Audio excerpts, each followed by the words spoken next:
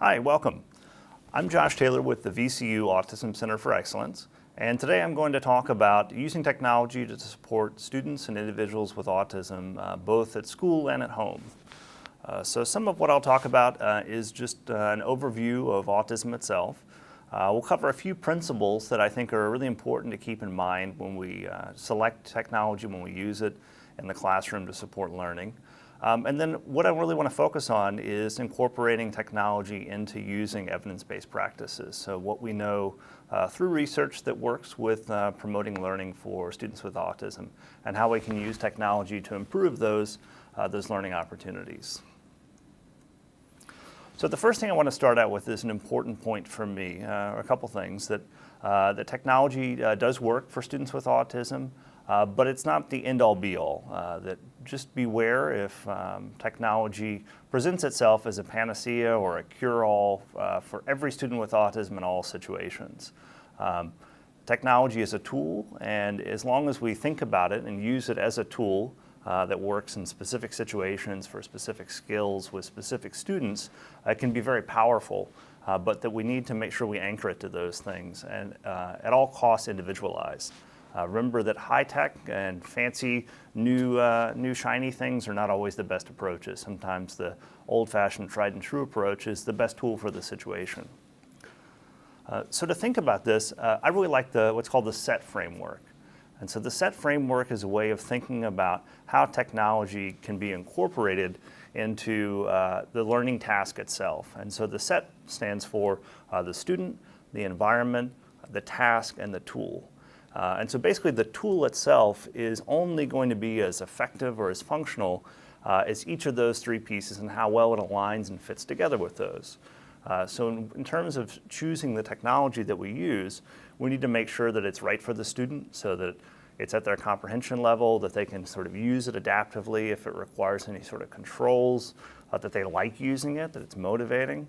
We need to look at the environment and whether the environment is conducive to the technology. With our mobile devices now, sometimes that means thinking about whether there's Wi-Fi available in the space that you want to use it in, whether it would make a student seem sort of out of place or alienate them in any way. And then think about the task itself. Is it accomplishing the goals that task demands? Is it making those challenges that the student has with the tasks easier or moderating them in any way? And so if we find tools that fit each of those three purposes, we have an ideal match of using technology in a way that's going to help learning be effective. And a lot of times these are not high-tech strategies. These are everyday low-tech things, or they're adaptive devices that don't rely on electricity at all. A whiteboard is a teacher's best friend, especially in terms of adapting instruction and supporting students with autism. You know, we can kind of make a visual, we can create a quick list of things. A lot of the strategies that we'll talk about can be accomplished with just a whiteboard and a dry erase marker. So that can be a handy tool that is not as distracting sometimes as a high-tech tablet or device. Fidgets can be really good for students with autism and kind of working through anxious or moments where a little sensory input is helpful. Various visual cues. We'll talk a little bit about organization later, but you know, old-fashioned graphic organizers on a printed piece of paper can be a really helpful structure for anchoring and structuring student learning a lot of the time. Adapted seating can be helpful for students that kind of struggle to stay in one place. Occupational therapists have loads and loads of tools that are low-tech that can be helpful in those situations. Similar with earplugs or headphones for specific sensory concerns, slant boards with students that may have trouble with handwriting for specific reasons, and visual timers, which we'll talk about in a little bit. And a lot of those don't need to be high-tech. The next thing I want to really kind of bring to light is that technologies can work together. So typically, with educational technology, we tend to think of it in two main groups. So there's instructional technology and assistive technology. And a metaphor that I like to think about is instructional technology is the way that we teach skills. So that's kind of like the textbook itself. It has the words on the page. It's a way to deliver that content to an individual or a student. The assistive technology is going to change or modify the way that that student is going to interact with that learning. And so that's the magnifying glass in this sort of metaphor. And so those two things can work together. And a lot of times with the technology that we have these days with mobile devices and tablets that have accessibility options built in, devices are both, can be both instructional technology as well as assistive technology. When we can modify the size of the text, we can modify the method that students are receiving that, maybe with using text-to-speech and other accommodations that are built into devices. But I think it can be helpful to think sort of separately about these two things in terms of selecting tools that are going to accomplish the goals that we have for students, whether it's promoting learning and making that instruction and learning more effective, or in terms of modifying and providing accommodations or supplementing how a student performs a specific task or skill. Universal design is a big and important framework and thing to keep in mind when we're using technology for students. So universal design kind of has three main principles. And really at its core, these are about creating as many options or as much opportunity for students to engage with learning in different ways.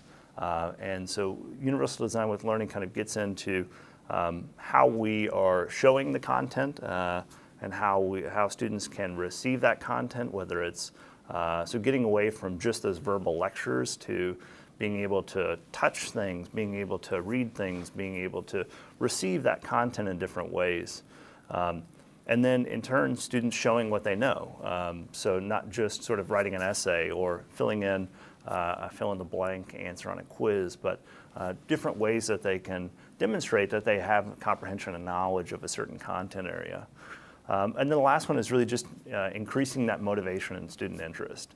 And so if we think about it, technology can really play a huge role in all three of these components of universal design. We can change the way that we present the content and provide different ways for students to get that. We can give them options for how they show what they know. You can do that in different ways, and then we can also, of course, make things a little bit more interesting and engaging. Next, there are a few principles of multimedia learning, and so these are, I feel like, really helpful in presentations, not unlike this one. So we're following, I think, most of these, not quite all of them, but I think we have a rationale for skipping a few. But these are really important, really based on some experiments and studies that were done to see which way of presenting information in a presentation or a short instructional video, what works best for increasing learning. And so these are just a few things, really tips to keep in mind when you're creating an instructional video or a PowerPoint presentation or another way of conveying content to students. The first is just to leave out anything extra, just to make it very simple. So not to write extra words, not to use any extra music, that really kind of a more simple, coherent message is better for learning. The next is to show the organization ahead of time. So having an outline that shows kind of what's going to come next in a presentation or a video, so that students can go ahead and sort to make reference to kind of what they know before is most helpful. That students learn best from visual and audio narration without the additional text on screen. And of course, if a student has sort of an auditory impairment or needs the visual text as an anchor, that may be an exception that you need to take into an account in terms of individualizing the approach. But as a whole, that learning is best when the pictures and the words are close together, both in terms of kind of on the screen itself, as well as in the time that the narration is happening. So you don't want to be talking about something and then showing it in the next slide or showing it a minute later in the video. And that students, if they can, learn better when they can control the pace of their learning.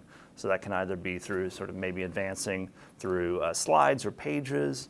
It could be in kind of clicking around a video to control and go back and repair their learning, or to skip forward over content that's a review for them. that providing the main concepts at the beginning and kind of pre-teaching helps comprehension. This is not a shocker, I think, for a lot of us that work in education, that if we can preview, if we can give a heads up, that's going to allow students to anchor that information somewhere. That pictures narration are more effective than pictures and on-screen text, so we're not exactly following that this time. So, but in giving sort of different options for you all to look at the slides at home and to make use of that text along with the narration, I think in this case gives a different option for connecting with it. But if you're just doing a video, that the pictures and narration work a little bit better than with the text. That graphics of any kind are better than just using words. So if you can use graphics and pair them with an audio narration, it's going to work better than just a written page, so that there's a benefit to kind of doing a multimedia presentation. That if we can frame things conversationally and use a natural voice rather than having computer-generated audio, automatic voice, that's going to be better for student learning. Sorry about this, but that learning is not improved when you can see somebody's face. So at this point in the presentation, feel free to put a piece of paper and cover up my face for the duration of the training here, so that learning is not improved unless it helps your individual motivation. So next I want to pivot to talking about evidence-based practice. So one of the important things about technology that we know from a lot of research studies is that technology-aided instruction just on its own is beneficial for students with autism. So this may not be a huge surprise from what you may know from working with students or from stories in the media about students with autism and technology. But that research has found that in a variety of areas, from teaching social skills to adaptive skills to workplace skills in the community, the technology can benefit all of these different areas. So in itself, it's one of the 27 evidence-based practices that are accepted for students with autism. But the great thing about technology is that it can be combined with other evidence-based practices to really make sure that we're using the best possible, most effective instruction we can with students with autism. And so how do we learn more about evidence-based practices and what we need to use to drive instruction?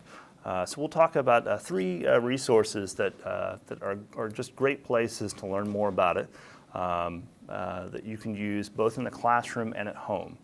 So a lot of the studies look at how this instruction, how these tools are used in a variety of settings. And so these are ones that will be useful at home or at school, depending on how you work with the individual you support.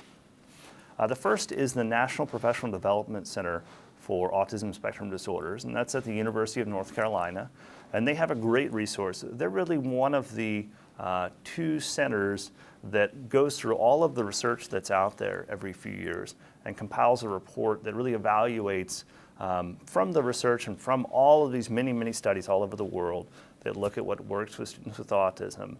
What are the strategies and what are the approaches that have sufficient evidence to say, well, this is really an evidence-based practice, that this is something we can recommend to those working with people with autism that they should use. It's going to be effective in teaching these kinds of skills.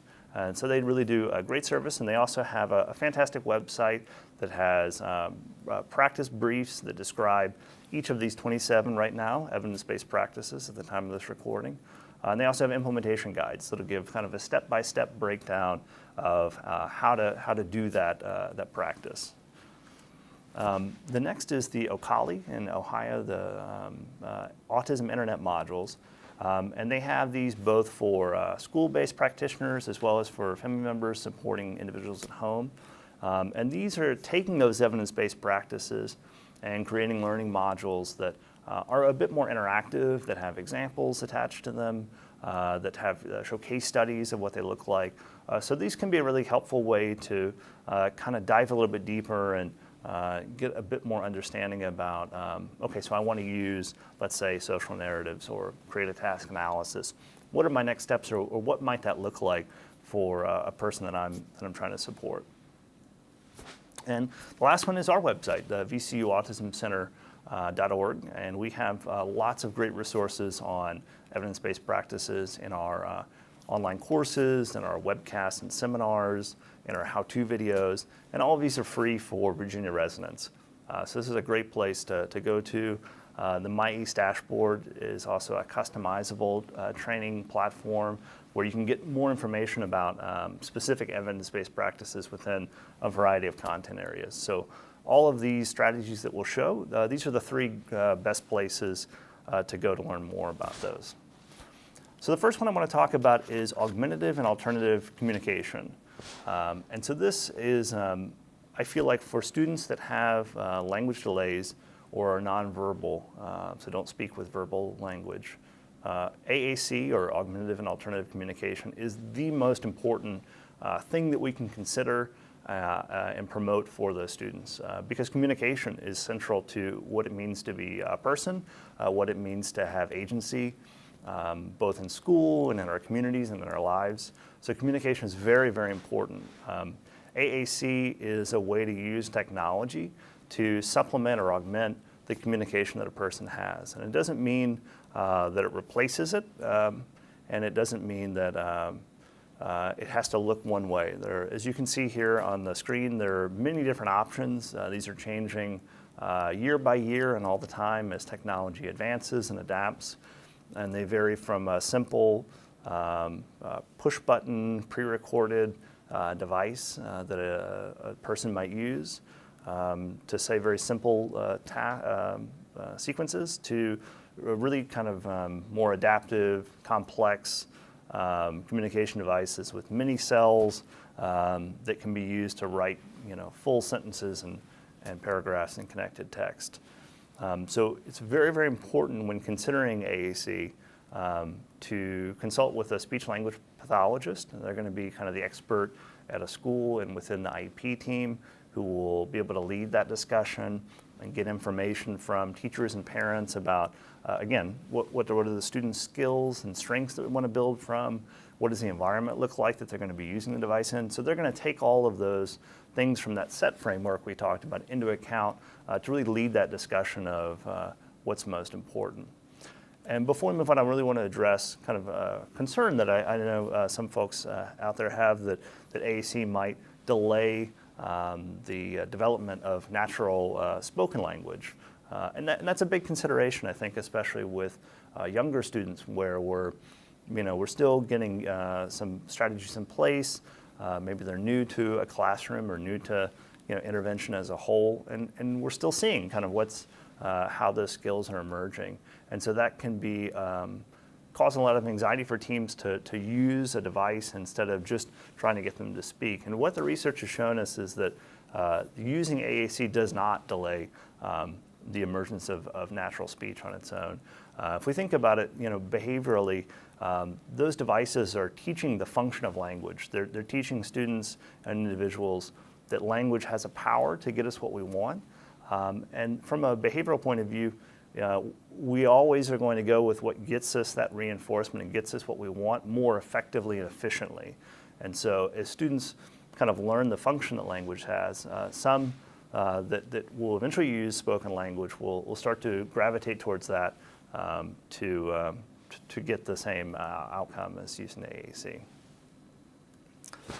So next is visual supports. And so visual supports are really the backbone of a lot of the supports and the structures that we put in place to adapt, maybe what we think of as a typical learning environment, typical classroom for students. With the way that students with autism learn, with going back to sort of challenges with executive functioning and central coherence and that difficulty in sort of making meaning out of things that can seem chaotic to them, visual supports really create a kind of permanent anchor within maybe a routine that seems sort of too complex or chaotic to a student, or a learning activity where maybe the structure is not really clear to the student. So the visual kind of provides that structure that they might not be able to sort of intuitively grasp without it. So really can't stress enough how important using visuals kind of frequently and in different ways are to making sure that instruction is understood and effective for students. So we'll talk about a few. I want to talk about technology in terms of how we can create visual supports, what that might look like in terms of some specifics like visual schedules, task analyses, using self-regulation scales and devices, choice boards. So you can see kind of a variety of things here that are, some low tech, some high tech, and so we'll get into some of that. So the first is visual schedules. And so visual schedules provide a structure and a way to anticipate what's going to happen next.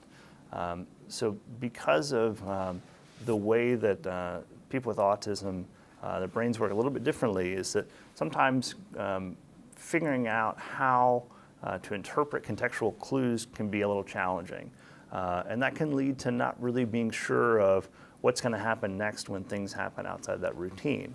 And so for this reason, having a written or a visual schedule that shows exactly that sequence can really go a long way to reduce anxiety and to sort of prepare students to follow that routine, but also to be prepared for whatever's expected of them in terms of learning or in terms of kind of following through in those different parts of their day or parts of an activity. These are really important that they be individualized for the student. So we don't want to use a one-size-fits-all because the students are different ages. So what's age appropriate for students changes as they get older. What might be fun and engaging for a preschooler is not going to be age appropriate when a student is transitioning between high school classes with their peers. So we need to keep that age appropriateness in mind in terms of selecting it, as well as just the comprehension, like how many words on a page, or how many, or does the student need visuals? Do they need photographs, or do they have a kind of preferred way of sort of interpreting and understanding things? So those schedules need to be individualized to a student in terms of their comprehension level, as well as kind of what they're doing with their day. So one big class schedule is not really going to work if a student has breaks built into into their day and interspersed throughout, or maybe they get pulled out to go with a therapist for certain sections of their day, or transition have an alternate schedule on Tuesdays and Thursdays. So all of those things that need to be factored in to a student's schedule, as well as obviously if there's a change in the schedule. If it's an assembly day and the schedule is totally thrown off, just kind of trotting out the typical Tuesday schedule is going to not lead to a really good understanding with a student who's expecting to maybe transition to English class, and instead there's a big loud assembly. So using that structure and using that schedule to give information and to keep students in a good place of sort of understanding and knowing what's expected of them will just lead to a lot of success all around. And in creating those, word processors can obviously be helpful as students work more off a written schedule.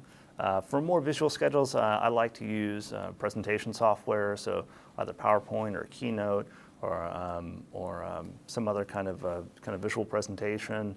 Some of the adaptive software can also be helpful. A lot of folks use BoardMaker or other things that have like a preset template of visuals that you can draw from.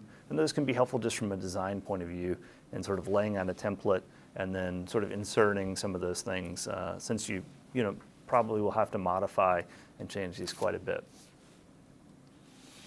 The next is a task analysis. And so a task analysis is similar in some ways to a visual schedule and accomplishes kind of similar goals in preparing students for what to expect. But instead of a visual schedule is typically for the length of a day or an extended routine or a sequence, a task analysis is really going to break down just kind of one activity or one sequence of skills. And it's used primarily as a teaching device. And so we've got a lot more resources about the nuts and bolts from a teaching perspective about task analysis on our website. We've got some great how-to videos that explain how you can use task analyses with a prompting structure in order to provide really systematic instruction and support. So a great strategy and approach.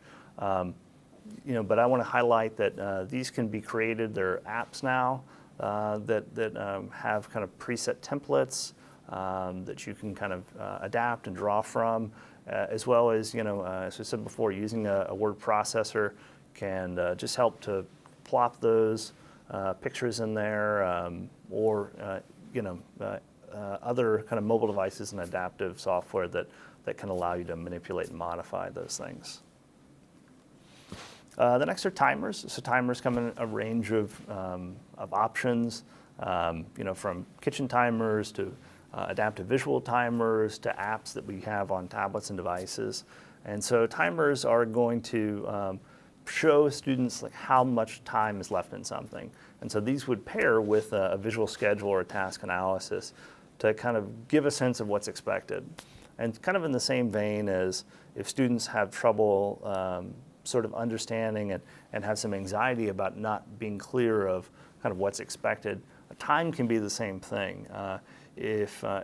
Imagine if you're not able to sort of monitor and have a sense of how long you're supposed to do something, doing algebra when it feels like it could last for years might cause a little bit of anxiety. So knowing kind of how long is expected in something can really reduce that anxiety and potentially reduce problem behavior in students that may act out otherwise.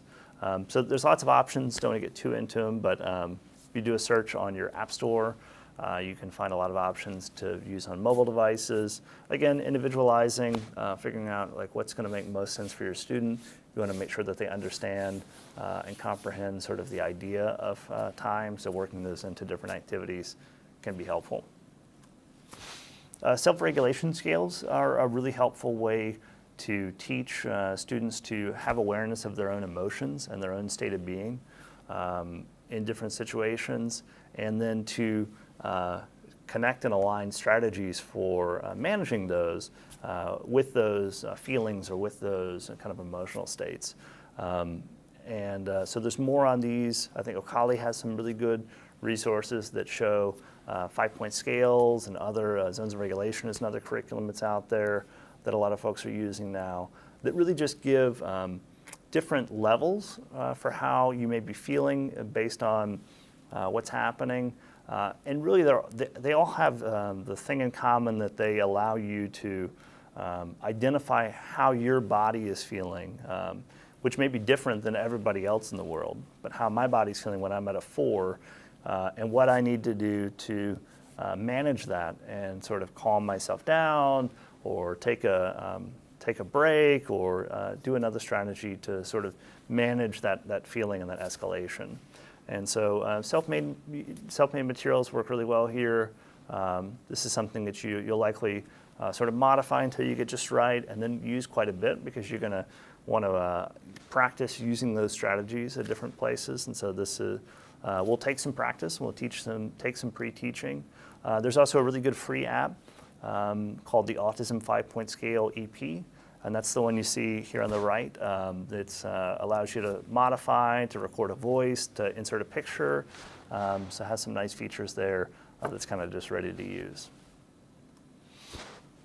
Video modeling is another great approach, has really strong evidence behind it.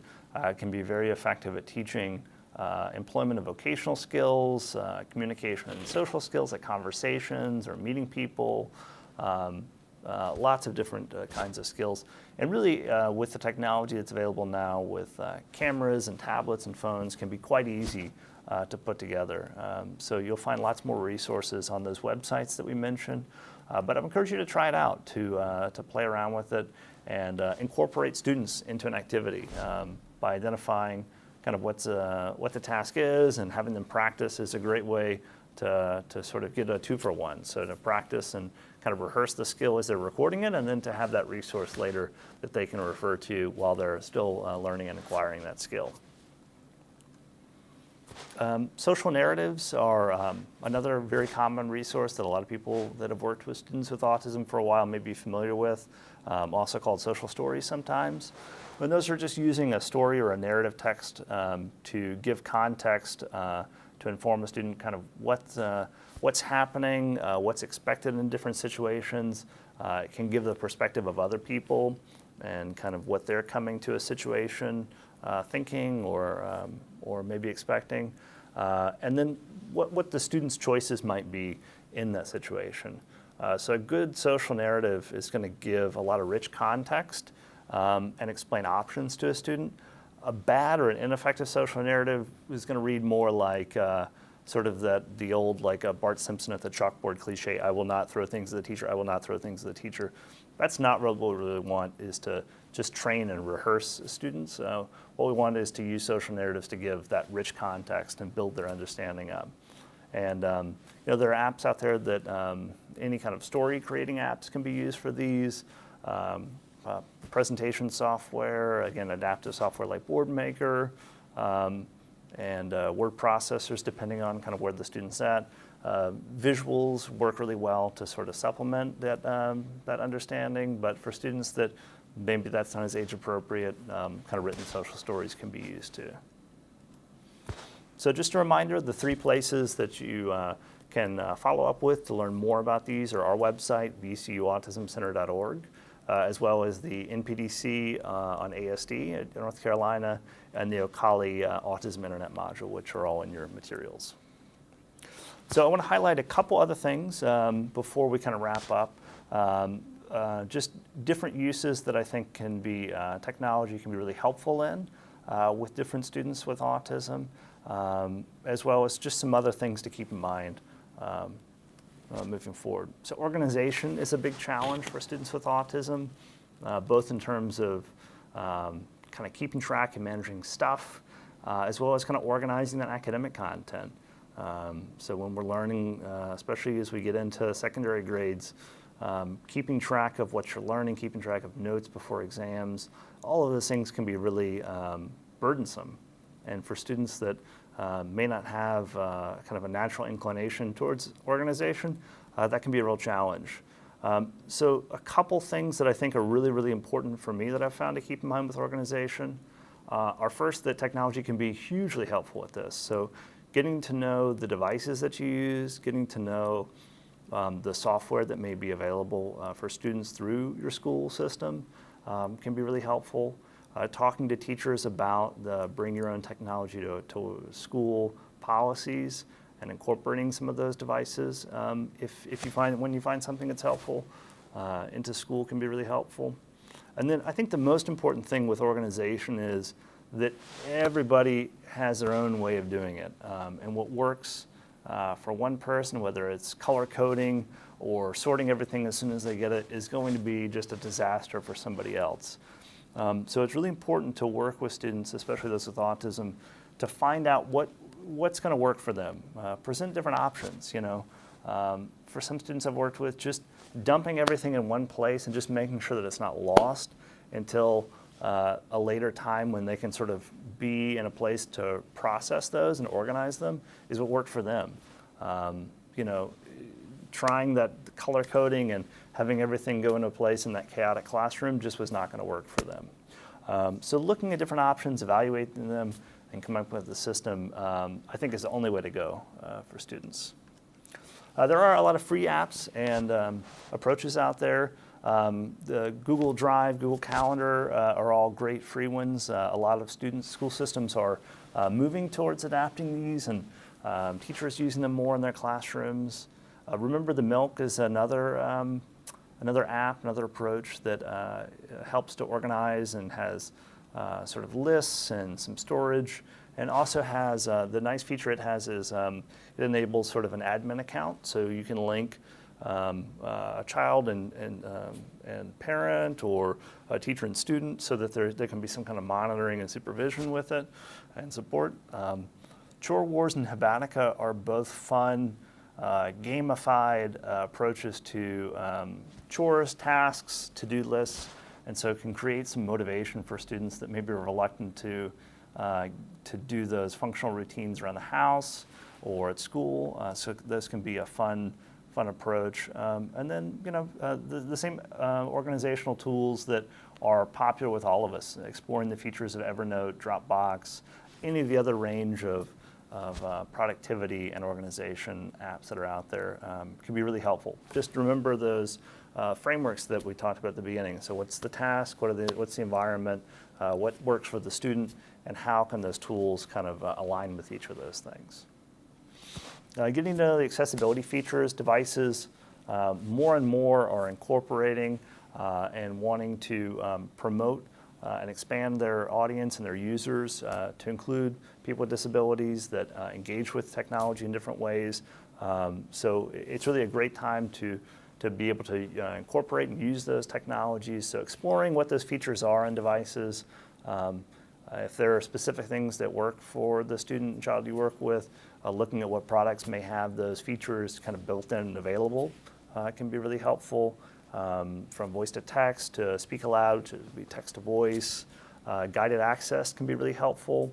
It's an option on some devices to restrict to only a specific app or a specific time the use of the device.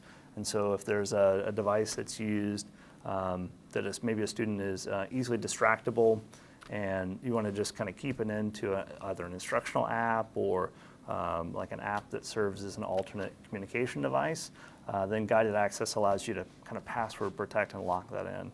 So it can be a useful feature. And then just device restrictions. So if there are specific things that are tempting for students, that maybe just restricting those off.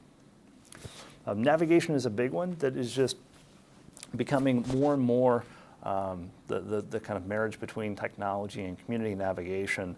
As our devices become smarter, as our communities become smarter, really create a lot of options and opportunities for supporting our individuals as they transition into adulthood, but also from young ages, learning how to use the apps and the ways of navigating through the community using technology. And certainly as the years progress and we incorporate more advanced augmentative technology and other things into the community, I think there will continue to be kind of some great opportunities to work on those skills. But it's very important that these skills, like any other skills, be incorporated in the community so that we not just show them, but we get out and practice them in the real world. So an important thing to keep in mind. And then one of the last things I want to kind of wrap up with is just remembering the importance of homeschool communication. There have been a few studies, this one in particular with the Dixon and colleagues from a couple years ago, that both parents and teachers are increasingly using technology, but aren't always communicating to each other about what they're doing at home and school. And so these are really, unfortunately, missed opportunities. And a lot of times those the things they're doing at home and school are pretty similar. You know, they're using visual schedules, they're taking photos of things, they're providing structure, the things we talked about. But it's really important to kind of communicate that to your partner, whether you're a parent communicating with your school team or you're a teacher communicating with the family members of the students you work with. That if we can incorporate this, that's really going to improve the acquisition of skills for students, they're going to be more effective, and it's just going to help all of us.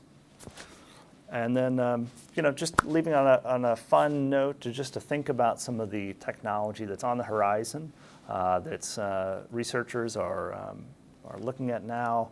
There are really some exciting things that could present some real opportunities moving forward. And so I just wanted to highlight and just pique your interest in thinking about what the future may hold for using virtual reality. There's some researchers that are using it for practicing interviewing skills with adults with autism and kind of getting them used to what an interview situation looks like. There's another group of folks that's working on teaching driving skills in a kind of low-risk environment and dealing with the distractions that can pop up that aren't necessarily related to just keeping the car on the road. But what do you do when somebody approaches you or does something unexpected in traffic and what that looks like? Wearable technology offers a lot of potential in terms of that automation and linking with different places in the environment. There's potential with the biosensors in terms of monitoring how we're feeling, whether it's heart rate or anxiety, and providing some supplement to the self-regulation that we can do. And for those with physical impairments, the 3D printing really offers a way to individualize the support that we give to a much more refined degree than sort of the mass scale manufacturing that we did before. So it's an exciting time, I think, to be alive. It's an exciting time to be a teacher in some ways, whether you're a teacher in a school system or a parent kind of overseeing the teaching and education of your child. And so lots of fun things to kind of keep an eye out as we move forward. So thank you so much for listening. Please check out our website, VCU-AutismCenter.org, for more information about a lot of these evidence-based practices, and great luck implementing these in your classrooms and homes.